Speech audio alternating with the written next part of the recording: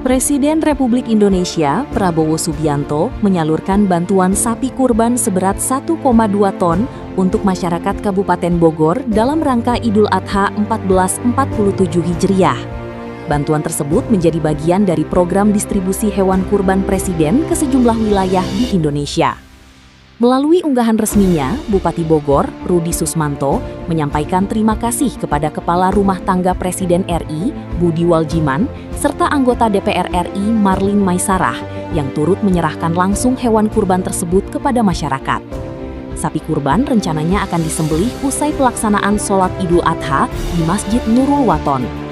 Selanjutnya, daging kurban akan dibagikan menggunakan besek bambu dan melibatkan produk UMKM lokal sebagai bentuk dukungan terhadap kemasan ramah lingkungan. Selain membantu masyarakat, program ini juga diharapkan mampu mendorong pemberdayaan pelaku usaha lokal di Kabupaten Bogor.